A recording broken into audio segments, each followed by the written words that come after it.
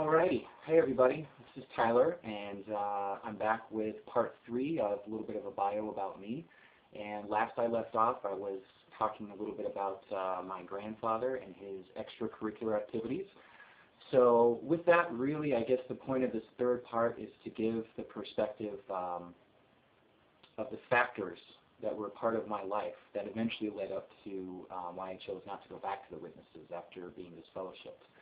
And, you know, going through preteen and then all teenage years, not only dealing with my own issues in terms of being a victim of sexual abuse as a child, ongoing sexual abuse as a child, and from a trusted family member who was still a respected and appointed part of the Christian congregation.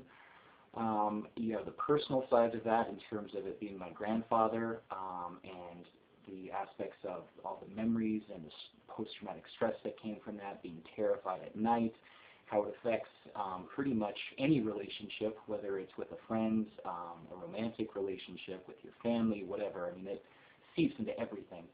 So trying to deal with that, in addition to watching my mother go through realizing that she did have multiple personalities and not just remembering all of that trauma, but then also the new trauma that comes with every time that she would switch into an altar. Then you've got my father going through his own emotional issues, choosing to finally look at his emotions for the first time in his life while taking care of my mom and trying to take care of me. You've got me having resentment and anger towards my parents and all of my family for everything that happened. Obviously, lots of resentment towards the Watchtower and just the entire culture and lifestyle. I mean, the whole thing, everything of how it felt to be a witness, I just really resented and was angry towards, which for so long my parents were convinced that that's why, after being disfellowshipped, I didn't want to come back. And I still think it's something that they don't quite understand, that while that's definitely a factor and that certainly my experiences are going to skew things, my perspective, in the end, the reason why I have stayed away, refused to go back, and am now vocally speaking out against the organization has nothing to do with my actual personal abuse, and really everything having to do with what I looked at on the whole picture once I really was in a spot for my eyes to be opened, which was after being disfellowshipped. So I went through being a rebellious teenager. Of course, there were aspects of having a double life that I had. Nothing too crazy. I mean, I didn't even drink for the first time, I think, until I was like 17, which for any rebellious witness kid is pretty old. You know, I really tried to stay under the radar in every way because I just didn't like a lot of attention.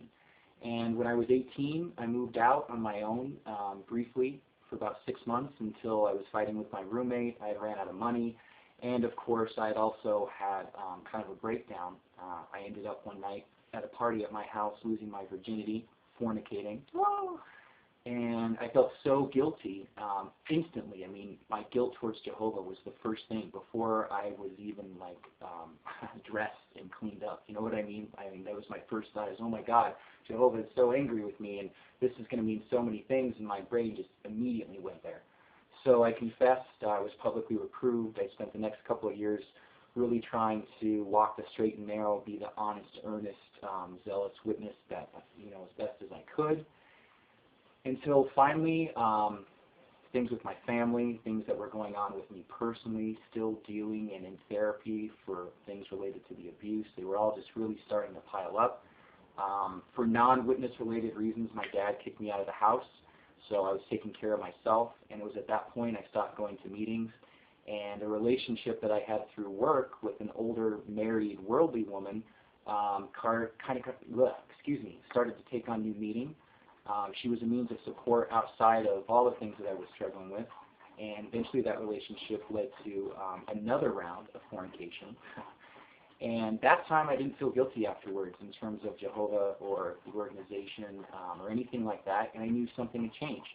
So I called for a judicial hearing. We met once for about 45 minutes, and it was about 30 minutes for them to deliberate, choosing to disfellowship me on October 30th, 2002. So I'm coming up on 10 years. Yay! And it's been quite the spiritual, personal, emotional growth journey, evolution. All of those aspects are things I'm really excited to share with you guys. So I just wanted to give a little info about me. Thanks again for watching. Please remember to share, spread the Occupy word, the Occupy movement. Remember, it's a state of mind. We can spread it everywhere.